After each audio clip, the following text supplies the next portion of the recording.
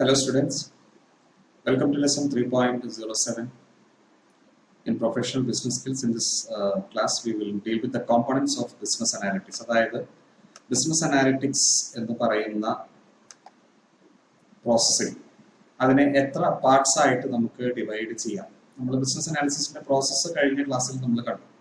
നമ്മൾ data specification, data collection, അതിനുശേഷം data organising, data analysis, പിന്നെ ഡാറ്റ കമ്മ്യൂണിക്കേഷൻ, ഇങ്ങനെയുള്ള പ്രോസസ്സ് നമ്മൾ കഴിഞ്ഞ ക്ലാസ്സിൽ കാണുകയുണ്ടായി.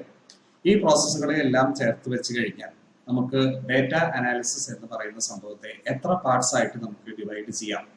ഒബ്വിയസ്ലി ചില പാർട്സുകളിൽ രണ്ടോ മൂന്നോ പ്രോസസ്സുകൾ വരും. അപ്പൊ അങ്ങനെയാണെങ്കിൽ ഡാറ്റ അനാലിസിസിന്റെ പാർട്സ് എന്തെല്ലാമാണ്, ഡാറ്റ അനാലിസിസിന്റെ കോമ്പണൻസ് എന്തെല്ലാമാണ് എന്നൊരു ക്വസ്റ്റ്യൻ, ബിസിനസ് അനാലിറ്റിക്സ് അല്ലെങ്കിൽ ഡാറ്റ അനാലിസിസിന്റെ കോമ്പണൻസ് എന്തെല്ലാമാണ് ക്വസ്റ്റ്യൻ ആൻസർ ആണ് നമ്മൾ ഇവിടെ കാണുന്നത്. What are the components of business analytics? What are the parts of business analytics? എന്നുള്ള ക്വസ്റ്റ്യൻ ആണ് നമ്മളിവിടെ ആൻസർ ചെയ്യുന്നത്.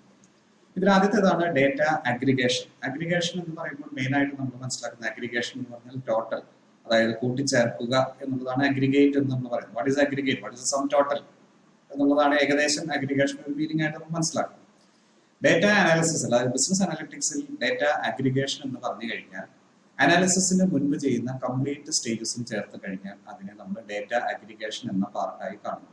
അപ്പൊ ഡേറ്റ അഗ്രിഗേഷൻ പാർട്ട് എന്ന് പറഞ്ഞാൽ ഡേറ്റ അനാലിസിസിന് മുൻപുള്ള ഒരു പാർട്ടാണ്. മുൻപുള്ള എല്ലാ പാർട്സും ചേരുന്നതാണ് ഡേറ്റ അഗ്രിഗേഷൻ എന്ന് പറയുന്നത്. അപ്പൊ അതിൽ ഡേറ്റയുടെ സ്പെസിഫിക്കേഷൻ വരും, ഡേറ്റയുടെ കളക്ഷൻ വരും, ഡേറ്റയുടെ പ്രോസസ്സിംഗ് വരും, ഡേറ്റയുടെ ക്ലീനിങ് വരും. ഇത്രയും കാര്യങ്ങൾ ചേരുന്ന ഒരു പാർട്ടിന് നമ്മൾ ഡേറ്റ അഗ്രിഗേഷൻ എന്ന് പറയും. അടുത്തത് ഡേറ്റ മൈനിങ്. ഡേറ്റ മൈനിങ് എന്ന് പറഞ്ഞു കഴിഞ്ഞാൽ ഡേറ്റ അനാലിസിസിലേക്ക് കടക്കുമ്പോൾ ഒരു ആദ്യത്തെ ഒരു ഘടകമാണ് ഡേറ്റ മൈനിങ് എന്ന് പറയുന്നത്. അപ്പൊ ഡേറ്റ മൈനിങ് എന്ന് പറഞ്ഞാൽ നമുക്കറിയാം അല്ലേ, ഒരു വലിയ ഏരിയയിൽ നിന്ന് നമ്മൾ എന്തെങ്കിലും കുഴിച്ചെടുക്കുക, അതായത് കോൾ മൈനിങ്. അപ്പോൾ ഒരു കോൾ മൈനിൽ നമ്മൾ ഒരുപാട് ആഴത്തിലേക്ക് ഇറങ്ങി നമ്മൾ കുറച്ച് കോൾ എടുക്കുന്നു. വലിയൊരു ഏരിയയിൽ നിന്ന് ഒരു മൈനിലേക്ക് ഇറങ്ങി നമ്മൾ കുറച്ച് കോൾ എടുക്കുന്നു.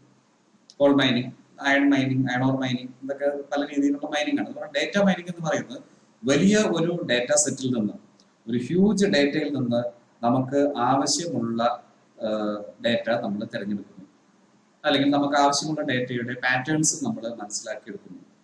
ഈ ഡേറ്റയുടെ യൂണിവേഴ്സ് ഹ്യൂജ് ആയിരിക്കും. അതിൽ നിന്ന് നമുക്ക് എന്താണ് വേണ്ടത്, ഹ്യൂജ് ഡേറ്റയുടെ യൂണിവേഴ്സ്, ഹ്യൂജ് ഡേറ്റ യൂണിവേഴ്സിന് നമ്മൾ റോ ഡേറ്റ എന്ന് പറയും. റോ ഡേറ്റയിൽ നിന്ന് നമുക്ക് ആവശ്യമുള്ള ഡേറ്റ പാറ്റേൺസ് നമ്മൾ കുഴിച്ചെടുക്കുന്നു സങ്കല്പിക്കുക. അതുകൊണ്ടാണ് അതിന് ഡേറ്റ മൈനിങ് എന്ന് പറയുന്നത്. അപ്പോൾ സോഫ്റ്റ്വെയർ ഉപയോഗിച്ച് നമുക്ക് റെലവെന്റ് ആയ ഡേറ്റയോ ആ ഡേറ്റയുടെ ചില പാറ്റേൺസോ നമ്മൾ വലിയൊരു ഡേറ്റ സെറ്റിൽ നിന്ന് നമ്മൾ കുഴിച്ചെടുക്കുന്നു.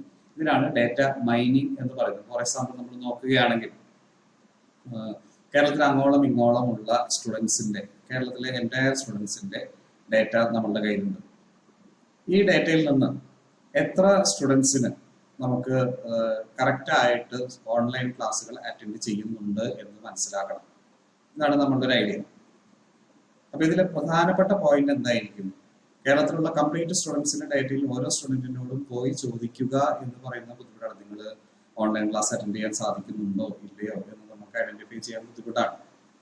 അപ്പൊ നമ്മൾ എന്ത് ചെയ്യുന്നു, ഇതിൽ എത്ര കുട്ടികളുടെ കൈവശം, അല്ലെങ്കിൽ ഈ കുട്ടികളുടെ ഒക്കെ മൊബൈൽ നമ്പറുകൾ നമ്മുടെ കയ്യിൽ ഉണ്ടെന്ന് വിചാരിക്കുക. എല്ലാ സ്റ്റുഡൻസിനും ഡേറ്റ കളക്ട് ചെയ്തപ്പോൾ അവരുടെയൊക്കെ മൊബൈൽ നമ്പേഴ്സ് നമ്മളുടെ കയ്യിലുണ്ട് എന്ന് സങ്കല്പിക്കുക. മൊബൈലുള്ള കുട്ടികളുടെ എല്ലാ മൊബൈൽ നമ്പേഴ്സ് നമ്മുടെ കയ്യിലുണ്ടെന്ന് സങ്കല്പിക്കുക. ഈ മൊബൈൽ നമ്പേഴ്സ് എല്ലാം ഉപയോഗിച്ച് നമ്മൾക്ക് ഈ മൊബൈൽ നമ്പേഴ്സിന്റെ ഡേറ്റ റീചാർജ് നമുക്ക് എടുക്കാൻ സാധിക്കുമെന്നുണ്ടെങ്കിൽ ആവറേജ് ഒരു ദിവസം 1.5 GB അല്ലെങ്കിൽ 1 GB കൂടുതൽ ഡേറ്റ റീചാർജ് ചെയ്യുന്ന കുട്ടികളുടെ യൂസേജ് ശ്രദ്ധിച്ചാൽ നമുക്ക് ഏകദേശം മനസ്സിലാക്കാൻ സാധിക്കും ഇത്തരം കുട്ടികൾ ഓൺലൈൻ പഠനത്തിന് യൂസ് ചെയ്യുന്നുണ്ട്. അല്ലാത്ത കാര്യങ്ങൾക്ക് യൂസ് ചെയ്യുന്നുണ്ടായിരിക്കും.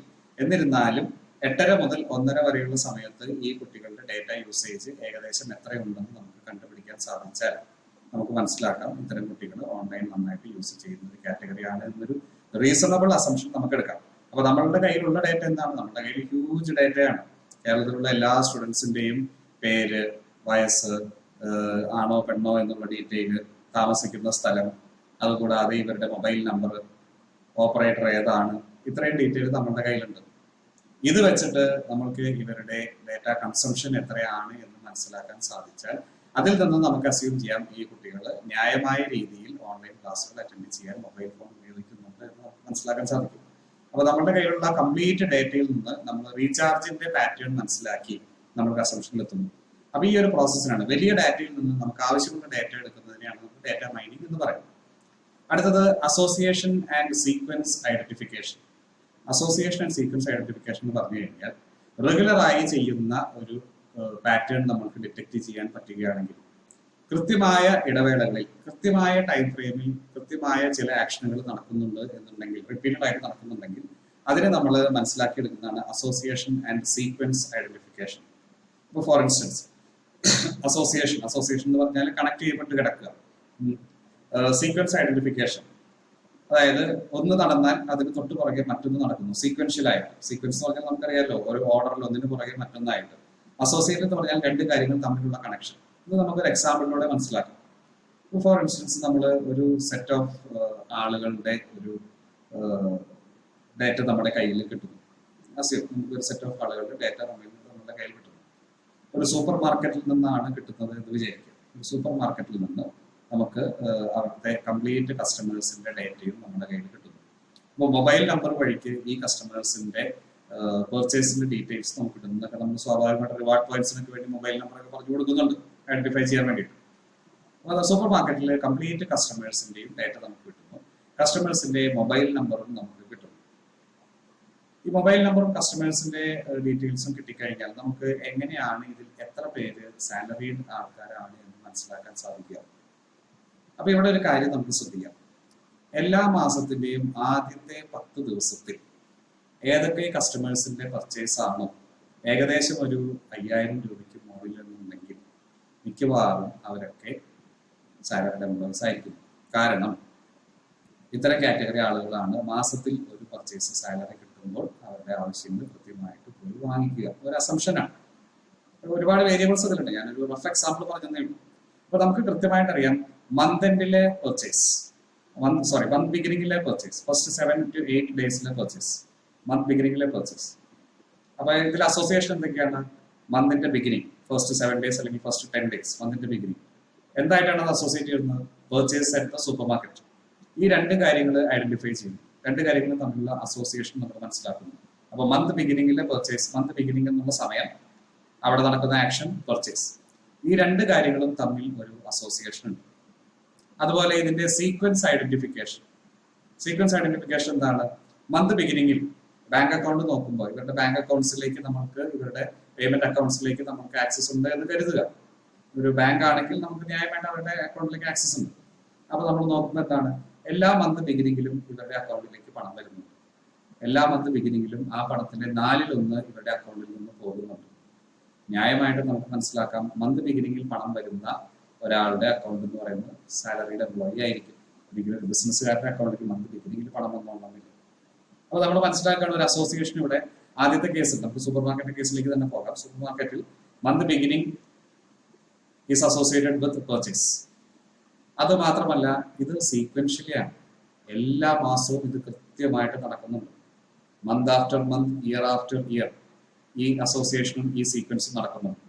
അപ്പൊ രണ്ട് കാര്യങ്ങൾ തമ്മിലുള്ള ഒരു ബന്ധം, രണ്ട് കാര്യങ്ങൾ ഒരു ഓർഡറിൽ റിപ്പീറ്റഡ് ആയിട്ട് തുടർച്ചയായിട്ട് നടക്കുന്നുണ്ടെങ്കിൽ, ഈ ഒരു പാറ്റേൺ നമുക്ക് ഡേറ്റയിൽ നിന്ന് ഐഡന്റിഫൈ ചെയ്യാൻ സാധിക്കുന്നുണ്ടെങ്കിൽ ഇതിനാണ് നമ്മൾ അസോസിയേഷൻ ആൻഡ് സീക്വൻസ് ഐഡന്റിഫിക്കേഷൻ എന്ന് പറയുന്നത്. ഇത് ബിസിനസ് അനാലിറ്റിക്സിന്റെ മറ്റൊരു കോമ്പണന്റ് ആണ്. അപ്പൊ ആദ്യത്തെ കോമ്പണന്റ് ഡേറ്റ അഗ്രിഗേഷൻ, രണ്ടാമത്തേത് ഡേറ്റ മൈനിങ്, മൂന്നാമത്തേത് അസോസിയേഷൻ ആൻഡ് സീക്വൻസ് ഐഡന്റിഫിക്കേഷൻ, നാലാമത്തേത് ടെക്സ്റ്റ് മൈനിങ്. ടെക്സ്റ്റ് മൈനിങ് എന്ന് പറയുന്നത് ഡേറ്റ മൈനിങ്ങിൽ നൽകുന്ന വ്യത്യാസമാണ്. ടെക്സ്റ്റ് മൈനിങ് എന്ന് പറയുന്നത് നമ്മൾ സോഷ്യൽ മീഡിയയിലേക്ക്, എല്ലാവർക്കും സോഷ്യൽ മീഡിയയിൽ പ്രസൻസ് ഉണ്ട് അല്ലേ? ഫേസ്ബുക്ക് ആകാം, വാട്സാപ്പ് ആകാം, ഇൻസ്റ്റാഗ്രാം ആകാം, നമ്മൾ വേർഡ് പ്രസ് ആകാം, നമ്മളുടെ ബ്ലോഗുകൾ യൂസ് ചെയ്യുന്നതാകാം, അല്ലെങ്കിൽ നമ്മൾ ഏതെങ്കിലും രീതിയിൽ ഒരു കോൾ സെന്ററിലോട് സംസാരിക്കുന്ന കോൾ സെന്റർ കോൺവെർസേഷൻ ആകാം. ഇതിൽ നിന്നെല്ലാം നമുക്ക് അല്പസ്വല്പം ഡേറ്റ നമുക്ക് ഐഡന്റിഫൈ ചെയ്യാൻ സാധിക്കുന്നുണ്ട്. നമുക്ക് സാധിക്കും. എങ്ങനെയാണ് വരുന്നത് നമ്മൾ ചിന്തിച്ചു നോക്കുക.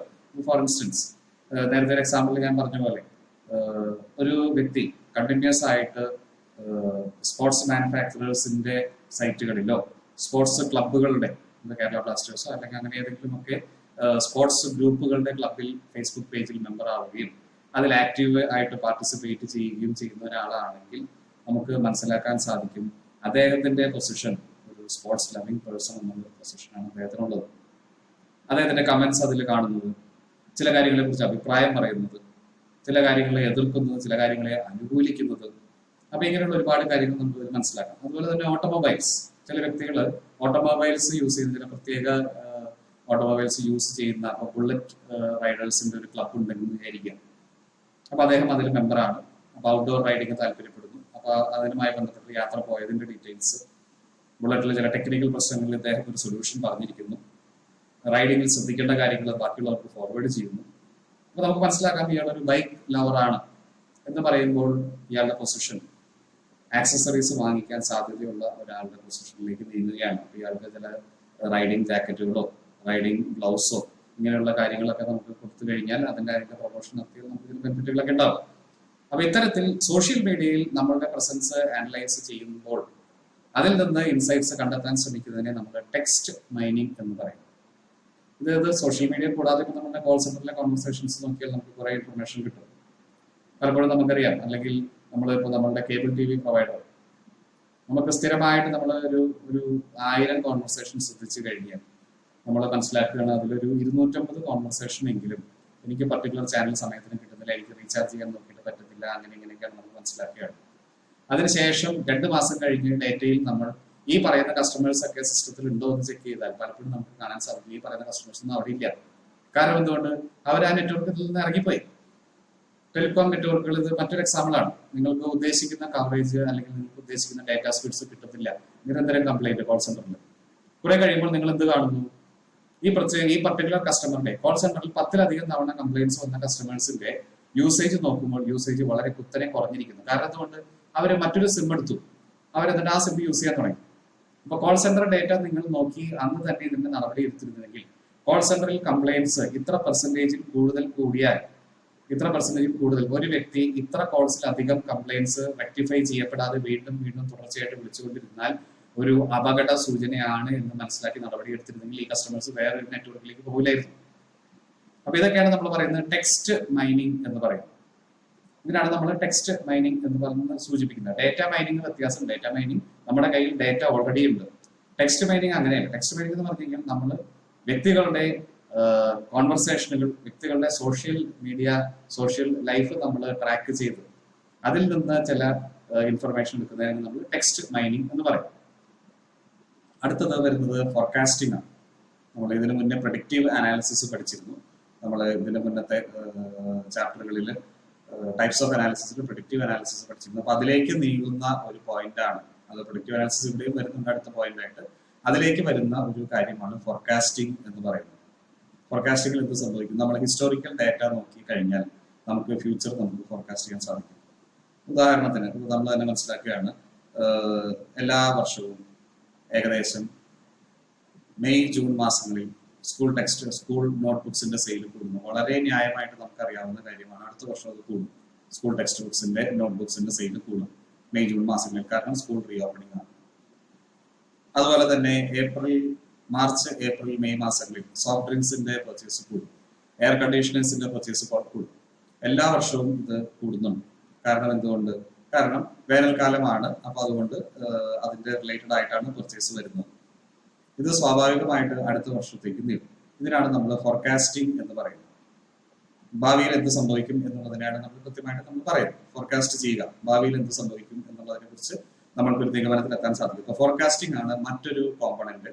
ബിസിനസ് അനാലിറ്റിക്സിന്റെ മറ്റൊരു കോമ്പണന്റ് ആണ് ഫോർകാസ്റ്റിംഗ് എന്ന് പറയുന്നത്.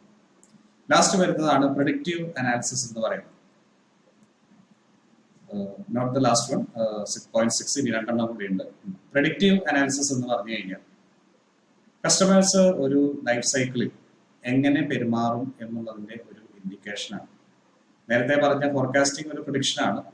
ഒരു കസ്റ്റമർ ഒരു എൻറ്റയർ ലൈഫ് സൈക്കിളിൽ എങ്ങനെ പെരുമാറും എന്നുള്ളതിനെയാണ് നമ്മൾ പ്രഡിക്റ്റീവ് അനാലിസിസ് എന്ന് പറയുന്നത്. ഇത് ഒരു എക്സാമ്പിൾ മാത്രമാണ്, പ്രഡിക്റ്റീവ് അനാലിസിസിന്റെ ഒരു എക്സാമ്പിളാണ്. ഇപ്പോൾ ഉദാഹരണത്തിന് ഒരു കസ്റ്റമറെ നമ്മൾ എടുത്തു കഴിഞ്ഞാൽ, ഒരു 18 വയസ്സുള്ള ഒരു മെയിൽ കസ്റ്റമറെ നമ്മൾ എടുക്കുന്നു എന്ന് വിചാരിക്കുക. ഒരു ബാങ്കിന്റെ കസ്റ്റമറാണ്. ബാങ്ക് ഇതുപോലത്തെ 1000-കണക്കിന് കസ്റ്റമേഴ്സിന്റെ ഡേറ്റ എടുത്തു വെച്ചിട്ടുണ്ട്. ഇതിൽ നിന്ന് ബാങ്കിന് ഒരു കാര്യം മനസ്സിലാകുന്നുണ്ട്. ഈ കസ്റ്റമറായിട്ട് നല്ല ബന്ധം പുലർത്തിക്കൊണ്ടിരുന്നാൽ, ഈ കസ്റ്റമറെ നമ്മളുടെ ബാങ്കായിട്ട് ബന്ധപ്പെട്ടുകൊണ്ടിരുന്നാൽ ഇയാള് ആജീവനാന്തം നമ്മുടെ കസ്റ്റമറായി മാറും. അതെങ്ങനെയാണ്? ബാങ്ക് ഇതിനു മുൻപ് ഒരു 50 വർഷത്തെ ഡേറ്റ എടുത്ത് നോക്കി കഴിഞ്ഞു കഴിഞ്ഞപ്പോൾ main customers at the age of 18 എന്ന് നോക്കി കഴിഞ്ഞപ്പോൾ അല്ലെങ്കിൽ 20 എന്ന് നോക്കി ബാങ്കിൽ ഒരു കാര്യം മനസ്സിലായി.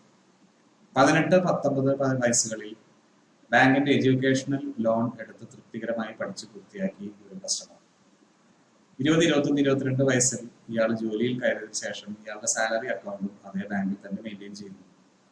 ന്യായമായിട്ടും ഇയാൾ ഒരു 2 വീലർ ലോൺ പർച്ചേസ് 2 വീലർ ലോണിന് വേണ്ടി ഇതേ ബാങ്കിനെ തന്നെ സമീപിക്കുന്നു. അതിനുശേഷം ഇയാൾ വിവാഹിതനാകും. വിവാഹിതനായി കഴിയുമ്പോൾ സ്വാഭാവികമായിട്ട് ഇയാൾ ഒരു കാർ ലോണിലേക്ക് നീങ്ങുന്നു. ഭാര്യയായി, കുട്ടിയായി, ഫാമിലിയായി. ഒരു 4-5 വർഷത്തെ ട്രാൻസ്ഫറിന് ശേഷം ഒരു 30-35 വയസ്സായപ്പോഴത്തേക്കും ഇയാൾ അടുത്ത ഹോം ലോണിലേക്ക് കയറുന്നു. 40 വയസ്സായപ്പോഴത്തേക്കും ഇയാൾ എന്ത് ചെയ്യുന്നു? ഇയാൾ ഇതിന് ശേഷം ചില മ്യൂച്വൽ ഫണ്ടിൽ ഇൻവെസ്റ്റ് ചെയ്യുന്നു. കാരണം ഇയാൾക്ക് ഒരു മകളുണ്ട്, മകളെ പഠിപ്പിക്കാൻ അല്ലെങ്കിൽ എന്തെങ്കിലും കാര്യങ്ങൾക്ക് ഇയാൾ മകളുടെ വിവാഹം എന്നുള്ള കൺസെപ്റ്റ് ഒക്കെ മനസ്സിൽ വരുന്നതുകൊണ്ട് ഇയാൾ അവിടെ ഒരു മ്യൂച്വൽ ഫണ്ട് തുടങ്ങുന്നു. അതിൽ ഇൻവെസ്റ്റ്മെന്റ് തുടങ്ങുന്നു. ബാങ്കിന്റെ തന്നെ ഇൻവെസ്റ്റ്മെന്റ് തുടങ്ങുന്നു. അത് മാത്രമല്ല, ബാങ്കിന്റെ ഗോൾഡ് സ്കീമിൽ പാർട്ടിസിപ്പേറ്റ് ചെയ്ത് ഗോൾഡിൽ ഇൻവെസ്റ്റ് ചെയ്യാൻ ശ്രമിക്കുന്നു. ഇതിനുശേഷം ഒരു 50 വയസ്സ് ആകുമ്പോഴത്തേക്കും ഇയാൾ അടുത്ത സ്റ്റുഡന്റ് ലോണിന് അപ്ലൈ ചെയ്യുന്നു. എന്തിന്? മകൾക്ക് പഠിക്കുന്നതിന് വേണ്ടിയിട്ട് വിദേശത്ത് പോയി പഠിക്കാൻ വേണ്ടി ഇയാൾ വീണ്ടും എഡ്യൂക്കേഷൻ ലോണിലേക്ക് അപ്ലൈ ചെയ്യുന്നു. അപ്പൊ നമുക്ക് നോക്കുമ്പോൾ ബാങ്കിന് മനസ്സിലാവുകയാണ്. ബാങ്കിന് മനസ്സിലാവുന്നു എൻറ്റയർ ലൈഫ് സൈക്കിൾ, ഒരു വ്യക്തിയുടെ ലൈഫ് സൈക്കിളിൽ അയാളുടെ പ്രായം, അയാളുടെ സെക്സ്, അയാളുടെ എഡ്യൂക്കേഷൻ സ്റ്റാറ്റസ്, അയാളുടെ ഇൻകം, കരിയറിലെ പൊസിഷൻ, ഈ കാര്യങ്ങൾക്കനുസരിച്ച് ഇയാളുടെ ഡിമാൻഡ്സ് എങ്ങനെ മാറിക്കൊണ്ടിരിക്കുന്നു. അപ്പൊ ഇയാള് അടുത്തത് എന്ത് ചെയ്യാൻ സാധ്യതയുണ്ട് എന്ന് ബാങ്കിന് പ്രഡിക്റ്റ് ചെയ്യാൻ സാധിക്കുന്നുണ്ട്. എങ്ങനെയാണ് ബാങ്കിന് ഇൻസൈറ്റ് കിട്ടുന്നത്? ബാങ്കിന് ഒരു 10-20 വർഷത്തെ കസ്റ്റമേഴ്സിന് ഡേറ്റ എടുത്ത് നോക്കി കഴിഞ്ഞപ്പോൾ 20 വർഷവും ബാങ്കിന്റെ കൂടെ ഉണ്ടായിരുന്ന കസ്റ്റമേഴ്സിന്റെ ലിസ്റ്റ് എടുത്ത് നോക്കിയപ്പോൾ 20 വർഷം കൂടെ ഉണ്ടായിരുന്ന കസ്റ്റമേഴ്സ് എങ്ങനെയെല്ലാമാണ് ബാങ്കായിട്ട് ഡീല് ചെയ്യുന്നത് നോക്കി കഴിഞ്ഞപ്പോൾ അറൌണ്ട് 80% ഓഫ് ബാങ്ക്സ് കസ്റ്റമേഴ്സ് 20-25 വർഷം ബാങ്കിന്റെ കൂടെ ഉണ്ടായിരുന്ന കസ്റ്റമേഴ്സിൽ 80% ബാങ്കിൽ നിന്ന് 5 അതിലധികമോ പ്രൊഡക്ട്സ് എടുത്തിട്ടുണ്ട്.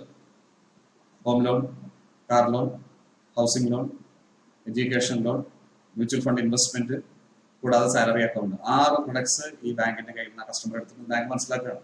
നോർമലി ബാങ്കിന് കൃത്യമായിട്ട് മനസ്സിലാക്കി കൃത്യമായിട്ട് ഒരു ഡിസിഷനിലെത്താം. 18 വയസ്സിൽ തന്നെ ഒരു ബാങ്കിനോട് ഇടപഴകാൻ വരുന്ന കസ്റ്റമറെ നല്ല രീതിയിൽ കൂടെ കൊണ്ടുപോയി നിർത്തി കഴിഞ്ഞാൽ you can predict that he will stay with this organization for long and he will use your company's products, use your bank's products. ഇതൊരു പ്രഡിക്ഷനാണ്. ഈ പ്രഡിക്ഷൻ ബാങ്കിലേക്ക് എങ്ങനെ മനസ്സിലാക്കാൻ സാധിച്ചു? ബാങ്ക് കഴിഞ്ഞ 10-20 വർഷത്തെ ഡേറ്റ അനലൈസ് ചെയ്ത് ഭാവിയിൽ ഇങ്ങനെ സംഭവിക്കാൻ സാധ്യതയുണ്ട് എന്ന് കൃത്യമായിട്ട് പറഞ്ഞു. അപ്പൊ ഇതിനാണ് നമ്മൾ പ്രഡിക്റ്റീവ് അനാലിസിസ് എന്ന് പറയുന്നത്. ഇതുപോലെ തന്നെ റെസ്പോൺസ്, ഇവിടെ പറഞ്ഞത് മറ്റൊരു example, response to promotions and offers. ഏതെങ്കിലും ഒരു വീക്ക് സീസണിൽ ഇപ്പോൾ ടെക്സ്റ്റൈൽ ഷോറൂംസ് ഒക്കെ നമുക്കറിയാം കർക്കിടക മാസത്തിൽ ആടി സെയിൽസ് ഒക്കെ പറഞ്ഞ് എൻകറേജ് പ്രോഗ്രാംസ് നടത്തുന്നുണ്ട്. ഒരു പർട്ടിക്കുലർ ടൈമിൽ നമുക്കറിയാം കഴിഞ്ഞൊരു 4-5 വർഷത്തെ ഡേറ്റ എടുത്തു കഴിഞ്ഞാൽ നമുക്കറിയാം ഏത് മാസത്തിലാണ് സെയിൽസ് വീക്ക് ആയിരിക്കുന്നത്. ആ മാസത്തിൽ പ്രൊമോഷൻ, കഴിഞ്ഞ വർഷം കൊടുത്ത പ്രൊമോഷൻ കൊടുത്തപ്പോൾ ഇന്നതായിരുന്നു റെസ്പോൺസ്. കഴിഞ്ഞ വർഷത്തെ അഡ്വർടൈസിംഗ് ബഡ്ജറ്റ് ഇത്രയായിരുന്നു. അപ്പൊ കഴിഞ്ഞ വർഷത്തെ promotion cost plus advertising budget compared to sales ഇത്രയാണ് നമുക്ക് അതിന്റെ റെസ്പോൺസ്. ഇതിലൊരു 4-5 വർഷത്തെ നമുക്ക് നോക്കിക്കഴിഞ്ഞാൽ നമുക്കറിയാം കസ്റ്റമേഴ്സ് എങ്ങനെ റിയാക്ട് ചെയ്യും, ഏത് ഓഫർ കൊടുത്താലാണ് കസ്റ്റമേഴ്സ് കൂടുതൽ പിടിക്കുക, കസ്റ്റമറുടെ ബിഹേവിയർ എങ്ങനെയാണെന്ന് നമുക്ക് പ്രെഡിക്റ്റ് ചെയ്യാൻ സാധിക്കും. അപ്പൊ ഇതിനാണ് നമ്മൾ പ്രെഡിക്റ്റീവ് അനാലിസിസ് എന്ന് പറയുന്നത്. ഫോർകാസ്റ്റിംഗ് ഇതും ഏകദേശം ക്ലോസ് ആയിട്ട് റിലേറ്റഡ് ആണ്. ഫോർകാസ്റ്റിംഗിനേക്കാൾ കുറെ കൂടി അഡ്വാൻസ്ഡ് ആയിട്ടാണ് പ്രെഡിക്റ്റീവ് അനാലിസിസ് ഓപ്പറേറ്റ് ചെയ്യുന്നത്. Next is optimisation. ഓപ്റ്റിമൈസേഷൻ എന്ന് പറഞ്ഞാൽ ഓപ്റ്റിമം എന്ന് പറഞ്ഞാൽ ഏറ്റവും ഐഡിയൽ എന്നുള്ളതാണ് ഓപ്റ്റിമം എന്ന് പറയുന്നത്. ഓപ്റ്റിമം പെർഫോമൻസ്, ഗിവൺ കണ്ടീഷൻസിൽ ഏറ്റവും നല്ല പെർഫോമൻസ്, അതിനാണ് നമ്മൾ ഓപ്റ്റിമം എന്ന് പറയുന്നത്. അപ്പോൾ ഓപ്റ്റിമൈസേഷൻ എന്ന് പറഞ്ഞു കഴിഞ്ഞാൽ പല സിനാരിയോസ് വർക്ക്ഔട്ട് ചെയ്യുന്നു. ഫോർ എക്സ്റ്റൻസ് ഒരു കാർ മാനുഫാക്ചറർ കോമ്പറ്റീഷൻ വരുമ്പോൾ ഇയാളുടെ കയ്യിലുള്ള മോഡൽ ഇത്തിരി ഔട്ട്ഡേറ്റഡ് ആണ്, എന്നാലും അതിനൊരു ഡിമാൻഡ് ഉണ്ട്. അപ്പൊ ഡിമാൻഡ് ഒന്ന് പിടിച്ചു നിർത്താൻ, കണ്ടിന്യൂസ് ഡിമാൻഡ് അല്ലെങ്കിൽ ഡിമാൻഡ് ഒന്ന് കൂട്ടാൻ എന്ത് ചെയ്യാം? പ്രൈസ് സെൻസിറ്റീവ് ആണ് മാർക്കറ്റ്. പ്രൈസ് കൂട്ടി കഴിഞ്ഞാൽ പ്രശ്നം വരും. അപ്പൊ നമുക്ക് ഒരു 4-5 ഫീച്ചേഴ്സ് അഡീഷണൽ ആഡ് ചെയ്യാം. കുറച്ച് പ്രൈസ് ഒന്ന് കൂട്ടാം. ഒരു 5000 രൂപ വരെയുള്ള പ്രൈസ് ഇൻക്രീസ് കസ്റ്റമർ അത്ര നോട്ടീസ് ചെയ്യില്ല. ഇതൊരു അസംഷനാണ്. നമ്മൾ കുറച്ച് ഫീച്ചേഴ്സ് കൂട്ടി, കുറച്ച് പ്രൈസ് കൂട്ടി. ഇത് ഒരു സിനാരിയോ. കസ്റ്റമറുടെ റെസ്പോൺസ് എന്തായിരിക്കും? എത്ര കസ്റ്റമേഴ്സ് ഇത് പിടിക്കാൻ സാധ്യതയുണ്ട്? മറ്റൊരു way of looking at it, നമ്മൾ ഫീച്ചേഴ്സ് ആഡ് ചെയ്ത് നമ്മൾ ഹെവി ആയിട്ട് ഈ ഫീച്ചേഴ്സ് അഡ്വർടൈസ് ചെയ്തു. അതേസമയം തന്നെ നമ്മൾ പ്രൈസ് വളരെ കാര്യമായിട്ട് തന്നെ കൂട്ടി. കാരണം cost of advertising, cost of adding these features ഇതെല്ലാം നമ്മൾ ആഡ് ചെയ്യണമല്ലോ. കോസ്റ്റ് പ്രൈസും കൂട്ടി. അഡ്വർടൈസിന്റെ മെടുക്ക് കൊണ്ട് അഡ്വർടൈസിന്റെ response previous years data analyse ചെയ്ത് നോക്കിയപ്പോൾ അഡ്വർടൈസിന്റെ റെസ്പോൺസ് ഉണ്ടാക്കുന്നുണ്ട് ചില മീഡിയയിലൊക്കെ അഡ്വർടൈസ് ചെയ്തപ്പോൾ. അപ്പൊ അങ്ങനെ നോക്കി കഴിഞ്ഞാൽ എത്ര സെയിൽസ് കൂടാൻ സാധ്യതയുണ്ട് എന്ന് നമ്മൾ മനസ്സിലാക്കി. ഇത് രണ്ടാമത്തെ സിനാരിയോ. മൂന്നാമത്തെ സിനാരിയോയിൽ നമ്മൾ എന്ത് ചെയ്യുന്നു? നമ്മൾ ഫീച്ചേഴ്സ് കൂട്ടുന്നു, പ്രൈസ് ഹോൾഡ് ചെയ്യുന്നു. പ്രൈസിൽ ഒരു ഇൻക്രീസും ഇല്ല. വാങ്ങാൻ വരുന്ന കസ്റ്റമേഴ്സും വേർഡ് ഓഫ് മൗത്ത് ആയിട്ടും സെയിൽസ് ടീമിന്റെ എഫേർട്ട് കൊണ്ടും നമ്മൾ പ്രൈസ് കൂട്ടാതെ തന്നെ കസ്റ്റമേഴ്സ് ഈ കാര്യം മനസ്സിലാക്കട്ടെ എന്നുള്ളതാണ് നമ്മുടെ പ്രതീക്ഷ. അപ്പൊ കുറച്ച് നഷ്ടം നമുക്ക് വരുന്നുണ്ട്, കാരണം ഫീച്ചേഴ്സ് ആഡ് ചെയ്തതിന്റെ പ്രൈസ് ആഡ് ചെയ്തിട്ടില്ല. പക്ഷെ ലോങ് റണ്ണിൽ നമ്മൾ എന്ത് മനസ്സിലാക്കുന്നു? ഒരുപാട് വണ്ടി വിറ്റു പോകുന്നുണ്ട്. ഈ കാര്യം അറിഞ്ഞ് മനസ്സിലായി. വണ്ടി വാങ്ങുന്ന പറഞ്ഞാൽ അങ്ങനെ വെറുതെ കാര്യം ചെയ്യില്ലല്ലോ. അതിനെക്കുറിച്ച് ദീർഘമായിട്ട് അന്വേഷിച്ച് അപ്പുറത്ത് ചോദിച്ച് വന്ന് കണ്ട് ഒക്കെയാണ് മനസ്സിലാക്കുന്നത്. അപ്പൊ ഇത്രയും ഫീച്ചേഴ്സ് ഉള്ള വണ്ടി ഒരു പ്രൈസും കൂട്ടാതെ നമുക്ക് കിട്ടുന്നു വന്ന് കഴിയുമ്പോൾ സെയിൽസ് കൂടുന്നു. അപ്പൊ തൽക്കാലത്തേക്ക് അതിന്റെ നഷ്ടം എത്ര യൂണിറ്റ് വണ്ടി വിറ്റാലാണ് നമുക്ക് ഈ പ്രൈസ് നഷ്ടം നികത്താനാവുക എന്നൊരു കാൽക്കുലേഷൻ ആയിരിക്കും. സ്റ്റാറ്റിസ്റ്റിക്കലി നമുക്കത് കണ്ടെത്താൻ സാധിക്കും. അതും അപ്പൊ എത്ര യൂണിറ്റ് വണ്ടി വിൽക്കാം എന്നൊരു ഐഡിയ ഉണ്ടാക്കുന്നു, അത്ര യൂണിറ്റ് വണ്ടി നമ്മൾ വിൽക്കുന്നു.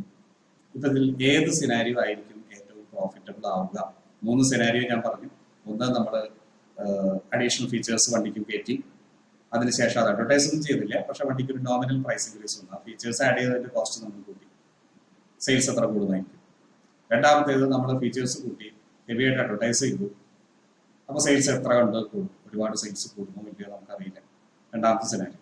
തേർഡ് സിനാരിയോ, നമ്മൾ ഫീച്ചേഴ്സ് കൂട്ടി അഡ്വർടൈസ് ചെയ്തില്ല, പ്രൈസും കൂട്ടിയില്ല, കസ്റ്റമേഴ്സ് കേട്ടറിഞ്ഞ് വന്ന് വണ്ടി വാങ്ങിച്ചുകൊണ്ട് പോകും. അപ്പൊ ഇങ്ങനെ 3 സിനാരിയോയിൽ ഏത് സിനാരിയോ ആയിരിക്കും നമ്മൾക്ക് ബെസ്റ്റ് റിസൾട്ട് തരിക എന്ന് നമുക്ക് സ്റ്റാറ്റിസ്റ്റിക്കലി ഡാറ്റ അനലൈസ് ചെയ്ത് പ്രീവിയസ് ഇയർ ഡേറ്റയും കസ്റ്റമർ ബിഹേവിയറിനെ കുറിച്ചുള്ള നമ്മുടെ ഇൻസൈറ്റ്സും നമുക്ക് ചേർത്ത് വെച്ചാൽ നമുക്ക് ഇതിൽ ഏത് ഓപ്ഷനാണ് ഏറ്റവും നല്ല, ഏതാണ് ഓപ്റ്റിമൽ ഓപ്ഷൻ എന്ന് നമുക്ക് മനസ്സിലാക്കാൻ സാധിക്കും. ഇതിനാണ് നമ്മൾ ഓപ്റ്റിമൈസേഷൻ എന്ന് പറയുന്നത്. വേരിയസ് സിനാരിയോസ് നമ്മൾ സിമുലേറ്റ് ചെയ്യും, വേരിയസ് സിനാരിയോസ് നമ്മൾ ക്രിയേറ്റ് ചെയ്യും. ഇതിൽ ഏത് സിനാരിയോ ആണ് ഏറ്റവും ബെസ്റ്റ് എന്ന് നമ്മൾ മനസ്സിലാക്കും. എന്നിട്ട് അത് ഓപ്പറേറ്റ് ചെയ്യാൻ തീരുമാനിക്കും. അതിന് ബാക്കപ്പ് ആയിട്ട് അടുത്ത ബെസ്റ്റ് സിനാരിയോ നമ്മൾ കണ്ടുപിടിക്കും. ഇതിനാണ് നമ്മൾ ഓപ്റ്റിമൈസേഷൻ എന്ന് പറയുന്നത്. ലാസ്റ്റ് 8ാമത്തേതായിട്ട് ഡേറ്റ വിഷ്വലൈസേഷൻ. ഡേറ്റ വിഷ്വലൈസേഷൻ എന്ന് പറഞ്ഞു കഴിഞ്ഞാൽ നമ്മൾ ഇതിന് മുൻപത്തെ ഇതിൽ നമ്മുടെ പ്രോസസ് ഓഫ് ബിസിനസ് അനാലിസിസിൽ പഠിച്ചു, നമ്മൾ കമ്മ്യൂണിക്കേഷൻ എന്ന് പറഞ്ഞ കാര്യം പഠിച്ചു. അതാണ് ഇവിടെ ഡേറ്റ വിഷ്വലൈസേഷൻ എന്ന് ഉദ്ദേശിക്കുന്നത്. ഡേറ്റ നമ്മളുടെ കയ്യിലുള്ള ഡേറ്റയും അതിന്റെ ഫൈൻഡിങ്സും നമ്മൾ വിഷ്വലി നമ്മൾ പ്രസന്റ് ചെയ്യുന്നു. ചാർട്ടുകളോ ഡയഗ്രമുകളോ ഉപയോഗിച്ച് പ്രസന്റ് ചെയ്യുന്നു.